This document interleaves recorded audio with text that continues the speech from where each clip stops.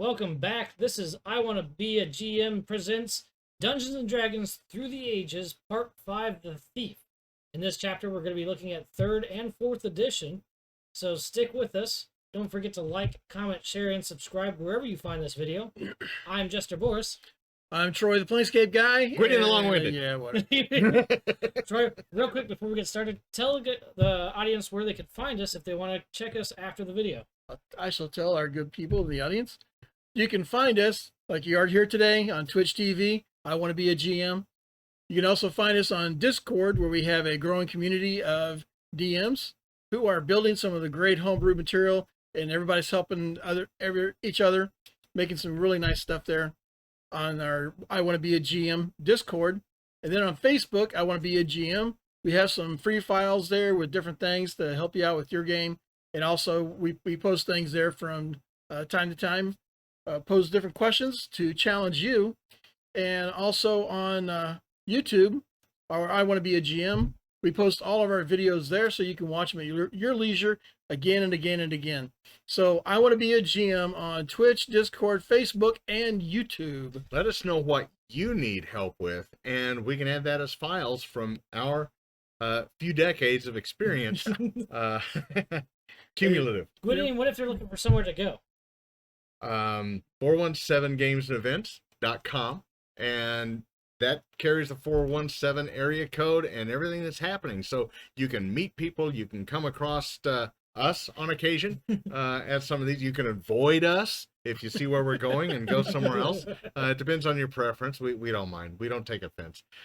So look at that, 417gamesandevents.com. And as always, play local, buy local.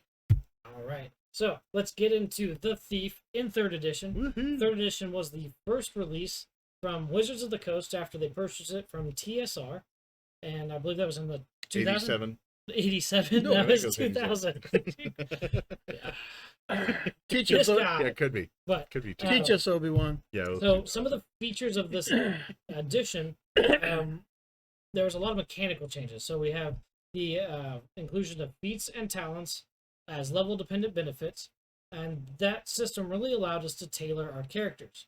We still have the classes sort of as we know them. We've seen a lot of removal of the restrictions that we used to see for race by class or minimum required stats.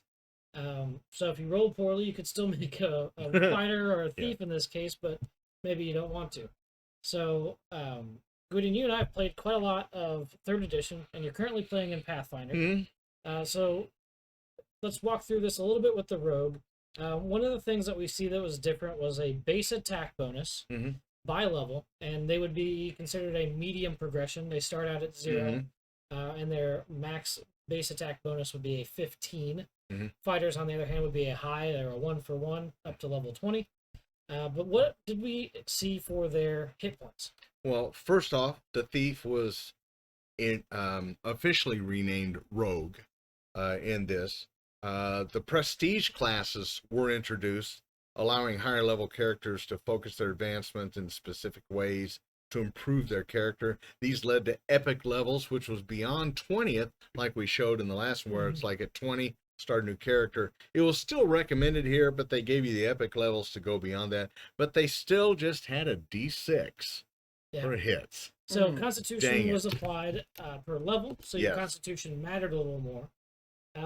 But D6 is kind of where the rogue has stayed for quite a long time at this point. Plus Constitution? Yes. Plus Constitution bonus, okay.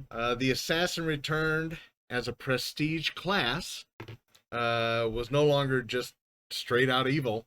It was now a prestige class, so you could take on the aspects of an assassin or ninja and go from there. The bard graduated to being its own class. We don't want you. So if you would just stand over there, we'll have somebody look to you here in just a moment. Gwydion, aren't you a certified bard? Anyway, so That's IRL. Hush. No bards in the game. Certain things that we see though within the rogue class that were worked well within the system, evasion, so that on a even on a failed save against an area of attack, you automatically take half damage. But a successful save meant no damage. Yeah. And so we see that at 2nd level of Rogue.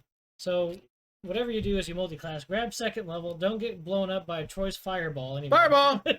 which was really Who weird keeps because saying that? it's where they're saying I didn't ask how big the room was. I said I cast Fireball! Who and keeps saying that? and you get this rogue that takes goose egg of damage. It's like, how? And I actually posed this question out there to Wizards of the Coast one time. I wish I'd saved the email. And they said, this is a fantasy setting. Mhm.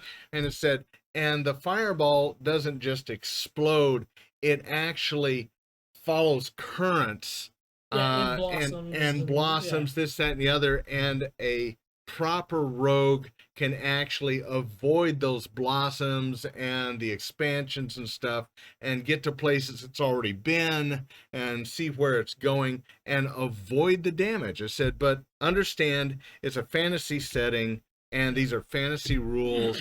Just go with it.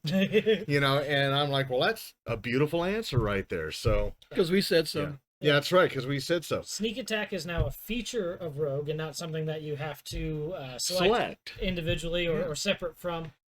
With the improvement in the damage the sneak attack does based on character level. Yes. Now, you could emphasize with your character damage dealing or emphasize social skills, adventuring skills, and of course, multi-classing still again. Racial class limits were gone. But that really didn't play a problem for thieves and rogues in the first place for the most part, because we would see where they were at and go, yeah, I'm going to use this as a multi-class, or if I'm going to be a straight thief or straight rogue, I'm just going to be a human and run from there. The martial classes were better in 3rd edition, but the rogue was still necessary if you were to have a proper party. They rounded it out and took care of some of the superior aptitudes for certain skills, abilities to notice, which came in. They had a trap sense. This is something that you had to be detecting for traps or looking for traps as you were going through the corridor and such, and it would slow the game down. They now get a trap sense to where it's like, guys, something doesn't feel right. Yeah, starting at 6th level, you get a bonus to your spot check. Yep. That's one of the other features of this game system was an extensive list of skills. Search, spot, listen, climb, swim. These were things that were the realm of the rogue and were things that you could get bonuses to specialize in and get additional synergies for, as I introduced in 3.5. And so Trap Sense, as Gwydion is talking about, was a bonus that was level dependent. So the better the rogue you were, the less likely you were to step on that pressure plate, pull that tripwire, or be caught rather unaware. Yeah. The backstab was taken out, and honestly, it was replaced by automatically getting sneak attack, which was way more devastating. And then that was, so as defenses were calculated in 3rd edition, you had to be aware of something to have your dexterity bonus applied to your armor class. Mm-hmm. Well, if I successfully sneak in the confusion of battle and you're not aware of me, you're now considered flat-footed. Mm-hmm. So now you're easier to hit, and I do additional die of damage. Yeah. And we see that in 5th edition with the bonus action for sneak at the end of your turn. Mm-hmm. Absolutely awesome as a bow-wielding rogue in 5th edition. Also, if you flanked the rogue, or thief, as it were, if you flanked them, they automatically got their sneak attack damage. So the mantra in all 3rd edition and Pathfinder and so on was, whatever you do in any melee, flank the rogue. I don't care if you get to hit or not. You know, I have 2 attacks now. We don't care. Flank the rogue. They've got 4d6 sneak, you know, and your 2 attacks can't even come up to that. So flank the rogue. So that was absolutely paramount in the game. When you were talking about AC and flat-footed, you had normal AC, you had which was just, you know, I'm walking around and this is what it takes to hit me when we're fighting. Flat-footed, which is catching you unawares. You lost your dexterity bonus to the AC.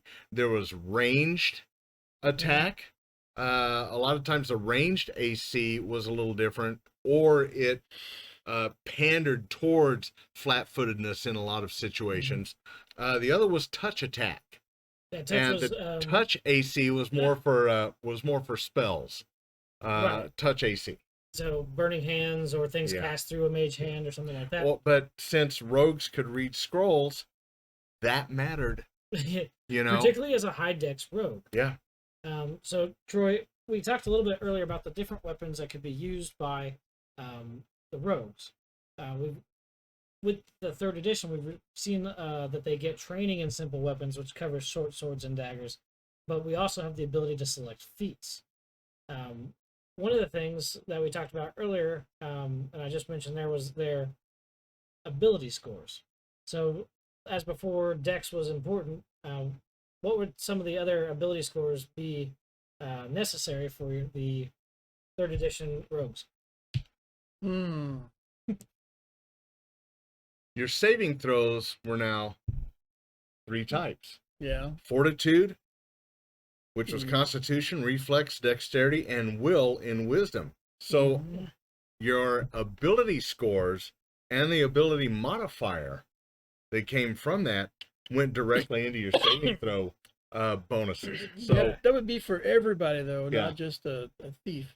well, One of that's the things true. that, as a thief character, there's a lot of times Well, we're when... on the thief? Yes. Yeah, we're doing the thief this Okay, week. okay. I brought the wrong book. I'll be. I thought it was when you were talking a lot about That's it. barbarians. So, one of the things I found useful as a thief is a high charisma. Because there's times when you have to bullshit your way past a guard.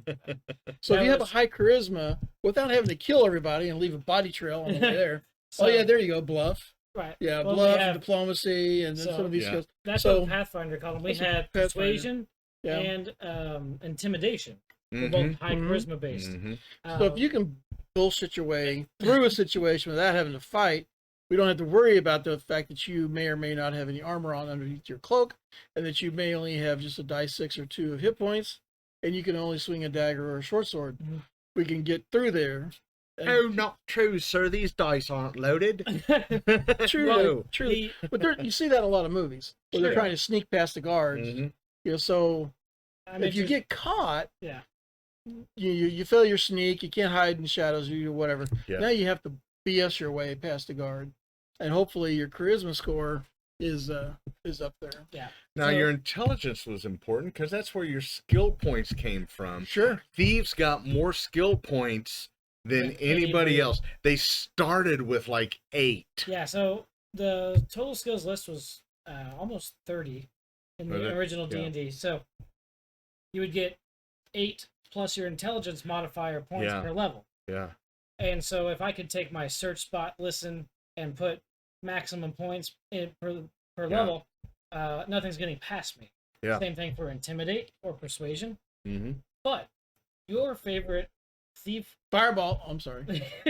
your favorite thief was the thief illusionist. Yes. And you can't do much with spells with a low intelligence score. No, you can try, but yeah, it's not gonna work. Once. So a thief illusionist. So I tried a thief acrobat illusionist, Oh yeah. because cast an illusion of yourself of any kind of animal, Mhm. and then you go and you climb the house to get in through the window of the 3rd It's floor. just a squirrel. It's just a squirrel. It's like improved mirror image. Yeah. You know, the illusion. And like one of my other favorites, using a thief illusionist, you do the old Indiana Jones trick, and you put a rock there, and you grab the golden skull, and you're taking off with it, but you put the illusion that the Mhm. golden skull is still there. So when the guards come in and look around, nope, it's still there, and you can get away with it. You can buy yourself some time if you leave, stupid little illusions everywhere. Yeah. So that is still a viable class or multi-class in 3rd edition, particularly with the addition of the feat system. So I can tailor myself to my talking skills. I can Mhm. tailor myself to my magic potency. I can change the way that I get spells or what spells do for me. Or if I want to be the dexterous swashbuckler on the high seas, Mhm. I can change it so that instead of using my strength bonus to hit, I can use my dexterity bonus to hit. And that was very important for a thief. I mean, most rogues would immediately take the finesse. Yeah, Just weapon because finesse is a weapon feat. finesse, yeah. And now you're restricted to light weapons, but that's still rapiers, which do a D8, and that puts you They on the same also- level as a fighter. Actually, rapier did D6, but their crit side Oh. was 18 to 20. So even though it did D6, you had a crit chance of 18 to 20 instead of just a 20. If you could get keen added to that, you would be from 15 to 20 on a And Gwydion die just showed 20. why 3rd edition's broken. Yeah. So, you could crit with your rapier. all the time, every time almost. But Yeah. I don't feel safe anymore. Now, sneak that's- attack was not multiplied. So No. everything else was multiplied, but your sneak attack was not multiplied. You just got your 1 through 8 dice that you well, had, and that if was I do my double damage plus 4d6, it's Yeah, still a huge still amount huge. of damage. So let's go back just real quick. Second edition, these backstab. Yeah. There's some criteria. You have to definitely make sure you sneak up and nobody sees you coming. But it's +4 to hit, automatic double damage. Mhm. So you add up everything that you roll and everything, and then you ×2. So you are going to almost always kill who you Particularly sneak with up on. 2nd edition's Yeah. hit points, even for monsters. Yeah. In this one, if Yeah. you're successful for your sneak attack, when you're catching somebody flat-footed, if you have a high dex, Mhm. so 18 would be your max dex. Typically, that's a +4 bonus to your Mhm. AC. Well, you lose that because you're flat-footed. You're unaware. You're Right. not actively dodging. So that's like getting a +4 to hit. Right. Plus your attack bonus based on your level. So you almost never miss if you put yourself into that advantageous situation. And then your dagger damage, any poisons you have, and the sneak attack bonus, which goes up every couple of levels. As an example, here in the mid range, by the time you're 9th level, that's an additional 5d6 points of damage. 9th level. Right, and so that's Yeah. halfway through with the 20th level chart that we have in 3rd edition. Yeah. And it's not impossible. Even lower than that, 7th level, 4d6. Yeah. So you see a lot of characters in that realm. We still play a lot in the 5th to 7th levels where a lot of our characters ended up. So I've got, at this point, a base attack bonus of +3. I'm using finesse. That gives me another +4 because I've got max dex. So that's +7 to hit you, minus your dex bonus is almost, let's call it 2, so that's a +9 to hit you. And then you're going to soak another 4d6 damage on top of my weapon damage. Mhm. So, And if you crit. I'm gonna need a band. Now, and so here, the Rogue, the classic, as we understood them, 1st and 2nd edition, backstab Rogue, is right there, just on this level-dependent chart. And you can go beyond it with the feats and abilities that were available to you. So it was very cool, definitely very viable still. To play Couple that of old very school Rogue. important notes here, especially on the calculation side.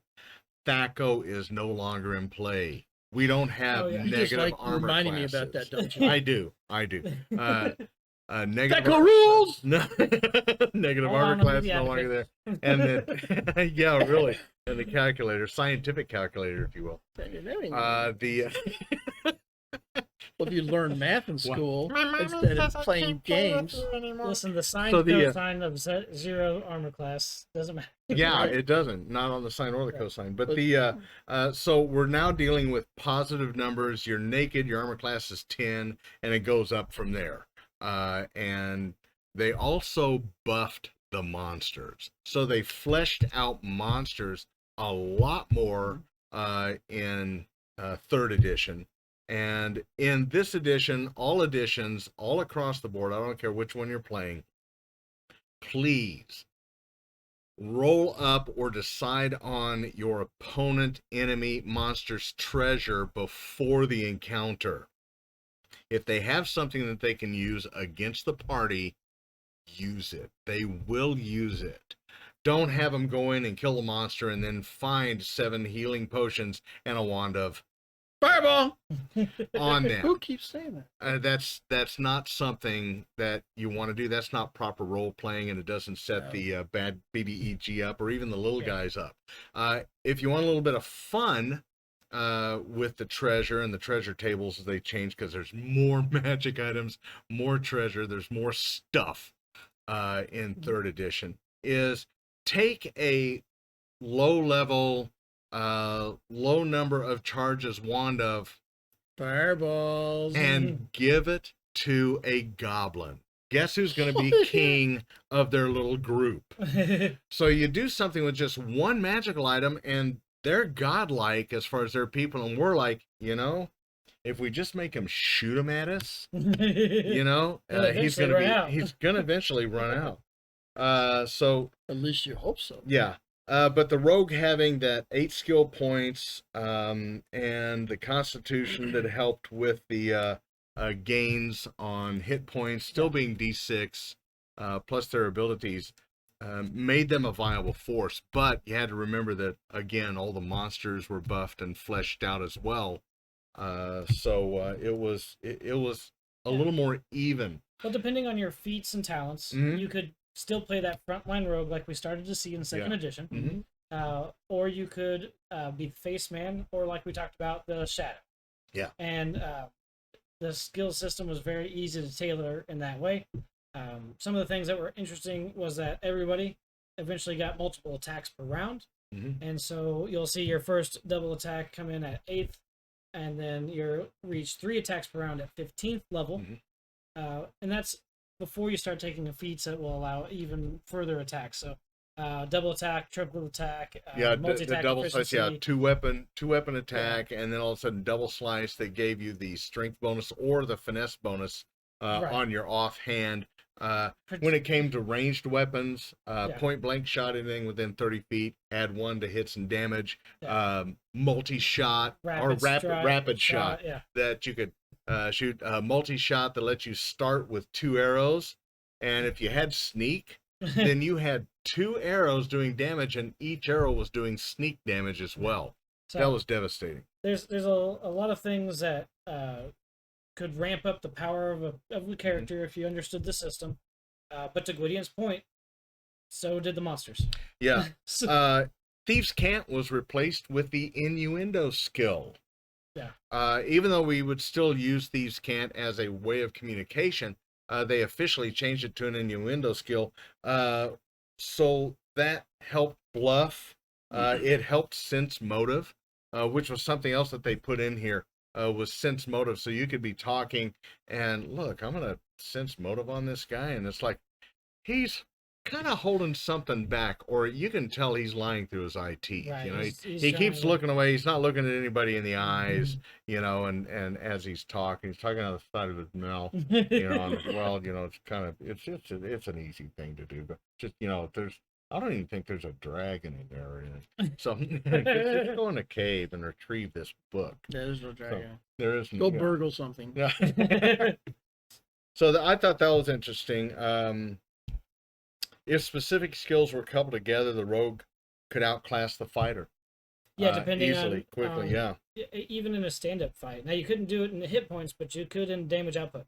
As a warrior thief, again, something that you would always play, a warrior thief, gained a lot of advantages in battles, while other innate abilities and skills made them nearly a multi-class character in and of itself.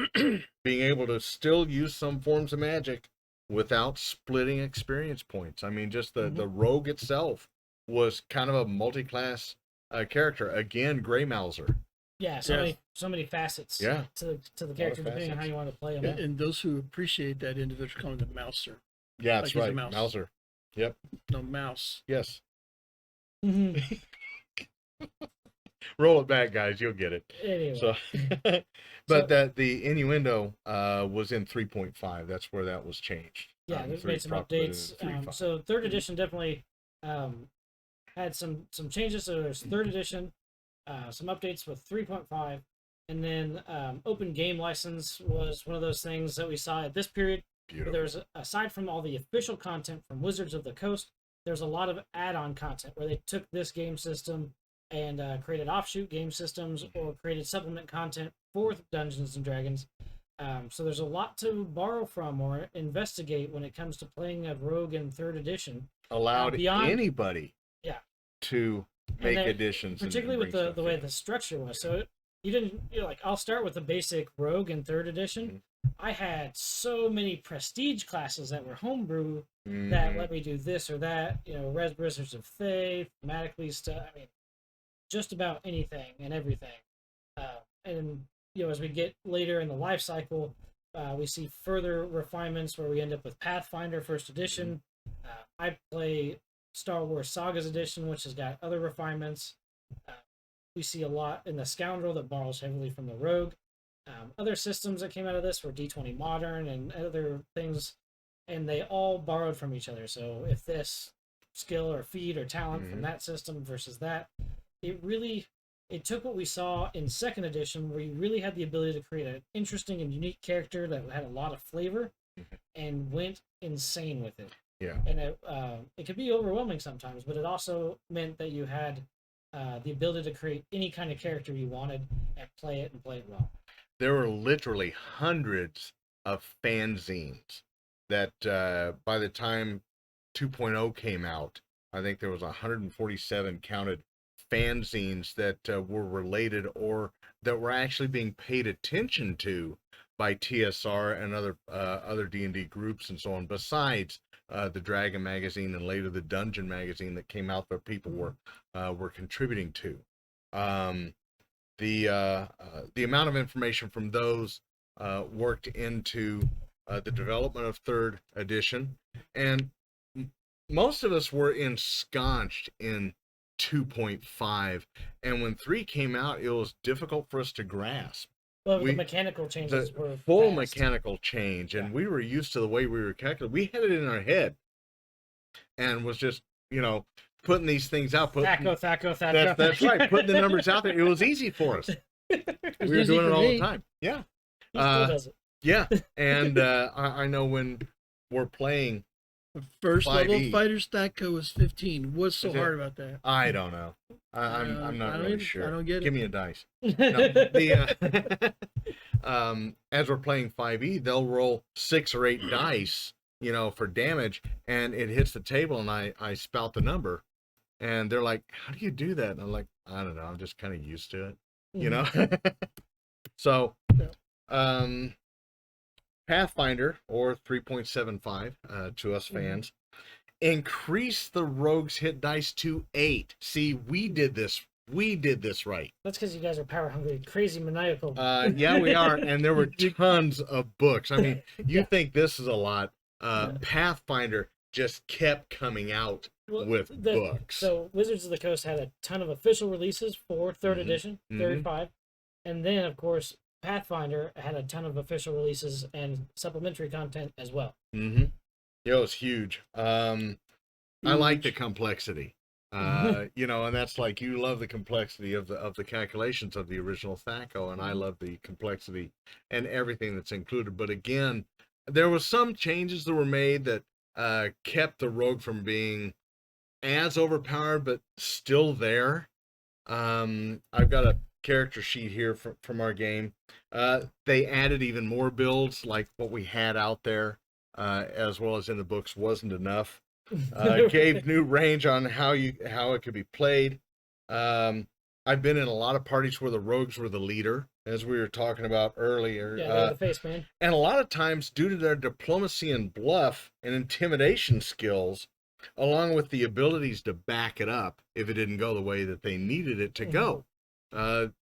Here in third edition, especially Pathfinder, was even more emphasis on role playing, and they gave backgrounds, they gave information, and they gave ideas and so on background and role playing for characters, because it's like, look, get into the system, but get into the persona more and role play it.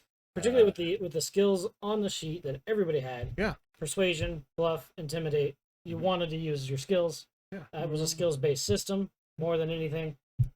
And the rogue really had the opportunity to make that a lot of fun for the whole party. Talk first. Oh, yeah. Instead of just going up and hacking and slashing like a half-orc barbarian. Talk first. Try and work things out. Maybe they were angry about something. Maybe they just didn't speak the same language. It's the one thing that Jean-Luc Picard taught us all. Yeah. Talk first. Then shoot them. Yeah. Then kill them. Blow them out of the We'll universe. always load the torpedo tubes. You just have to talk for a minute. You talk. Okay, are they loaded? Thank you. Okay. And Take that. Oh, Dash what's beam through- this? Oh. You know, a lot of times, and you can include this into your campaign, a lot of times things are just hungry. You know, if some monster or something comes at the party, they're hungry. Throw them something. If you just killed a giant snake and you've got some meat in your blood bag or in your bag of holding, pull it out and throw it and see if they'll go after the meat instead of the party. It's easier to throw the halfling next to you. It is, but you know, He's already covered in snake guts from your area. You had to pull him yeah, out you anyway. had to pull him out. So, Yeah, That's throw how he him got over there. but, You're gonna miss him. Yeah. So the Yeah, skills. Now I use Hero Labs from Lone Wolf. Lone Wolf Online Hero Labs has character sheets for I believe just about every RPG out there, including Star Wars and so on. And if you get a group of players together and everybody throws in a $20 bill, you can get multiple license and get all the books required, and you can build your character sheets from that. You can do a lot more with it, but your character sheets come out nice and neat. Let me see if I can. yeah, you're gonna have a lot of glare on that. Gwydion. Okay. So, there it is. Is that it? Yeah, All right. perfect. I got that. So that, and you can even annotate the PDFs and so on like this, and give yourselves a lot more information on what they have and what they can do. It takes every weapon and gives you every option, whether you're using it two-handed in your main hand, main with an offhand, light, or throwing it. And they do that basically with everything. So if there's a certain way that you play your character, you could have two of the exact same characters and they be playing differently. It gives you the options and it prints it out nice and neat for you. There's, I don't know how many different skills, but having those set up, having the numbers set up and where those numbers come from is really nice, both for the player and the DM. Yep. So that covers, I think, what we saw for the Rogue in 3rd edition. Let's take a look at the Rogue in 4th edition. I'm going to crack open the player's handbook here. Now, Gwydion, you spend a little bit of time in 4th edition. Is that right? We played or tried to play for a year when it first came out, and God bless you, Q. He, my best friend, sent me the entire 4th edition, you know, with the Plains Guide and everything. And we tried for a year and just could not get a good grasp on it. Now, if we'd have waited several years until the content was out there from either more consummate players or people that tried more different things, because we got ensconced in what we were trying and went from there, and it just didn't work for us. Now, it does work for the box sets. If you've seen The Wrath of a Chardalon, The Legend of Drix, and so on like this, get them. Buy them. They're phenomenal. They're fun. They're a blast. They got a lot of different scenarios. The They have D&D board games. Yeah, D&D board games. They got miniatures in there that you can take over to D&D if you want. But those are phenomenal, and 4th edition works perfectly in those. In 4th edition, instead of hit dice and constitution bonuses, the rogue got 5 hit points per level and had 6 healing surges. Now, that was a mechanic of the game. The rogue was built to dash in, attack, and then retreat. So Yeah, he was a quick striker. again, another glass cannon and so on. Just like in 3rd edition, you find a tank or a defender to flank with you, and everything was golden. Scoundrels and thieves both received the first strike and sneak class feature. So you had, like Troy was talking about, some of these different swashbucklers and skirmishers and so on. They worked with scoundrels and thieves, or vice versa. 4th edition rogues are skirmishers, focused on getting to where the enemy does not want them and hurting them by applying extra sneak attack damage to enemies that grant combat advantage to them. For instance, because they were flanked, or that the enemy was dazed or prone. And this is something that was brought into play that happened on both sides of the fence, dazed and prone. So 4th edition came around with like the rise of WoW's popularity. So we see a lot of nomenclature go back and forth between what you would anticipate in a MMORPG and what we started to see here on TTRPGs.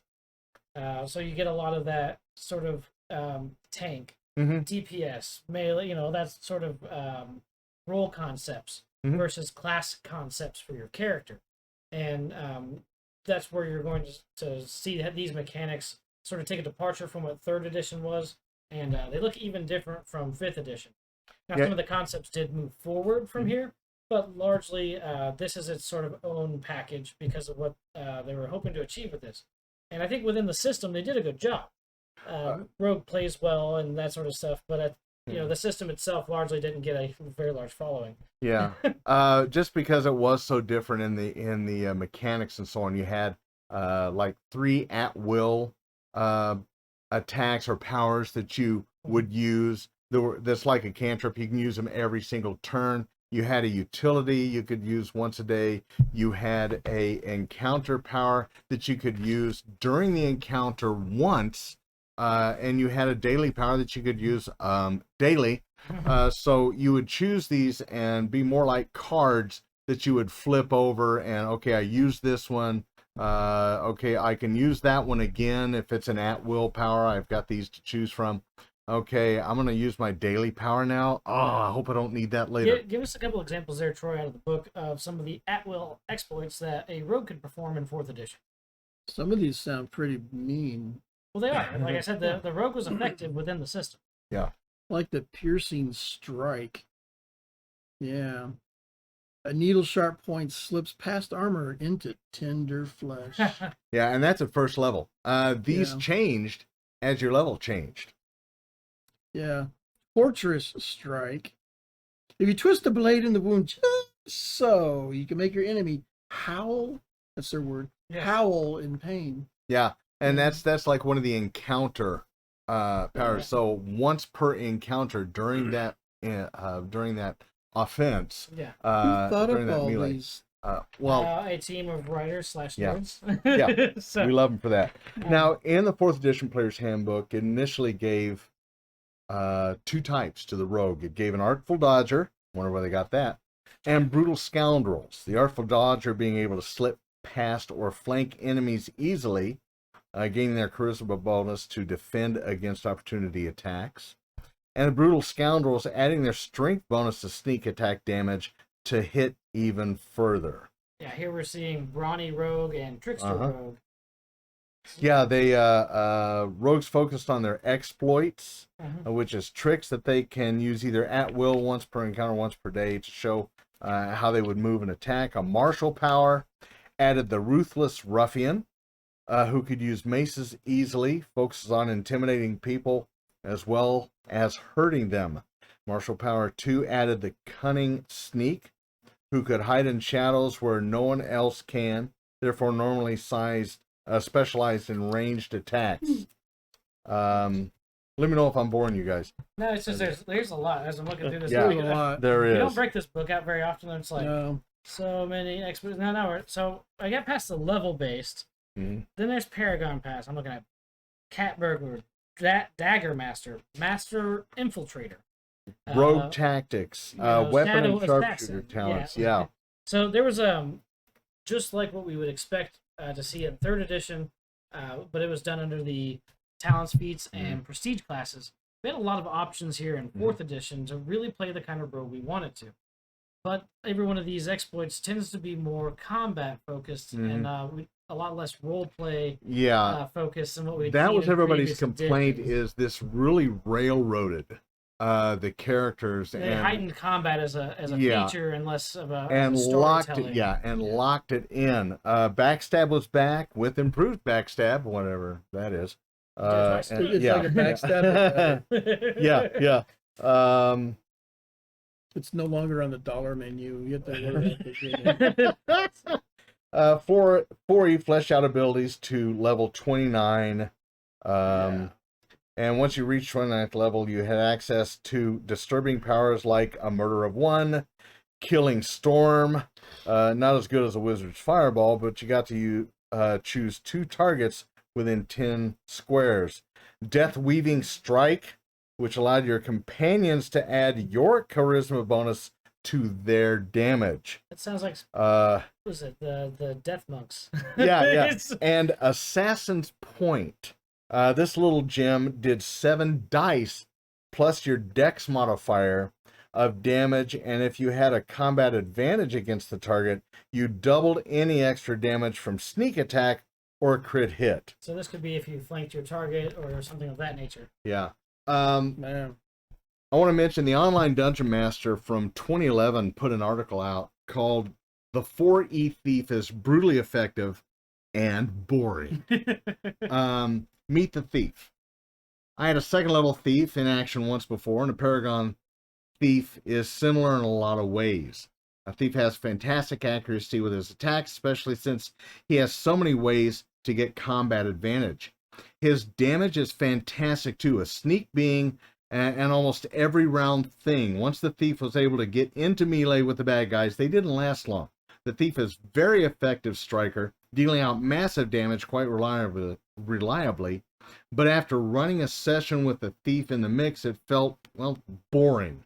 I know that hitting despite a 2 on an attack roll is what the Thieves do, but it takes the excitement out of the Thieves' attack roll. The math. The Thief in the party starts with a plus 20 to attack at 11th level. Well, how the... For compensation, for comparison, an 11th level monster should have an armor class between 23 and 27, with 25 being typical. Add in the fact that the Thief almost always has combat advantage, plus 2 to hit, and a feat, Nimble Blade, which gives him an extra plus 1 to hit when he has combat advantage. So now we're up to 23. And a feat that lets him choose whether he wants to attack the AC or reflex of the creature. He can use backstab twice per encounter for another plus 3 to hit. Thus, the Thief is usually attacking at plus 23 versus AC, and twice per encounter, he can bump this up to plus 26 versus reflex. If by some chance a monster has a lower AC, he can attack that instead. Even level opponents should have a reflex defense of about 23, with level plus 3 opponents should have a reflex of about 26. With the backstab and combat advantage, the Thief will typically hit a foe 3 levels above his own on a 0, so the only chance to miss is on a natural 1. So you're basically, to pull Magic all that missile. math down, Boom. you Automatically hits. Yeah, if you roll a 2 or better, because of the way the math works, Mm-hmm. you're gonna hit, and that can be pretty boring. There's no drama. There's no suspense. Mm-mm. You're just gonna blend it. It's drama. It's that would be boring for the rest of the party. Yeah. And that, Okay, that let's sit over here and do some needle. That was pointing. a You go take broken over. part of 4. So we already covered some of those ones. It seems to me like there's another example with the fighter. I think it was that he had Yeah. you could combination of skills and it was like that or even more. Yeah. Yeah, Fighter was broken as well. so fighter had 10 healing surges. Rogue's got 6. Right. Rogue's got You- 5, I think 5 healing surge. Yeah, Yeah, 6. 6. You're right. 6 So, healing surge. You know, like I just read that. Why didn't I remember? I'm old. Indeed. So, you know, definitely the fighter could stand out and soak the damage and not worry about it. And to have a thief or rogue in the party that could take advantage of the monsters worried about the big shiny guy in armor, Yeah. definitely for this system made it very potent. Yeah. But again, there wasn't much focus on those roleplay aspects like we'd seen in third, where I can bluff and intimidate. You know, I didn't have any non-weapon proficiencies like we saw in second, where I could have a job skill such as appraise or gem cutting or things of that It did nature. have some skills, but It wasn't. it wasn't as heavy as some of the others. Yeah. Yeah. So, you know, that's So let me ask you guys out there watching this, because I know there's some people that play 3 and 4, even still today.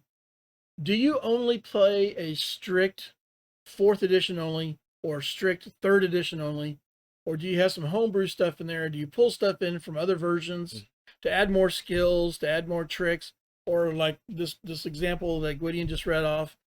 Do you have some kind of homebrew fix so that I'm not plus 30 to hit everything that you throw at me?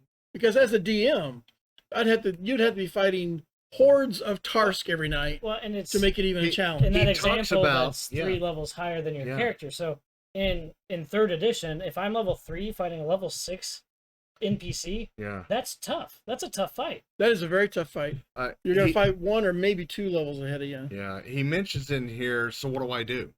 And he gave several solutions. He said I could raise enemy defenses, and this is a terrible idea, as it makes it so the thief needs to roll, say, a 6 to hit, while the rest of the group needs a 15. And that's not much fun for the rest of the party. Second, I could give enemies ways to negate combat advantage. This isn't a trait I've seen on many monsters, and using it would just feel like, screw you, to the thief, which isn't what he wants either. Third, he could use monsters that punish melee strikers. They could have auras that deal damage or do other nasty things. Rust monsters. And that's a decent idea and something that he was working with and considering. Fourth, it could use monsters that are hard to get into melee, such as flyers or artillery with protected positions. And states he'll probably do that a little bit, but doesn't want to go overboard. That can't be every encounter. So it looks like he's got a few solutions, but none of them, or the majority of them, weren't really... No. Like they addressed the rogue while really hampering the rest of the classes. Raising hit points on the monsters. That, that doesn't help the rest of the party again. He could have monsters just beat the crap out of the thief. Either by dealing tons of damage or by denying him the ability to get combat advantage, and by using something like immobilization.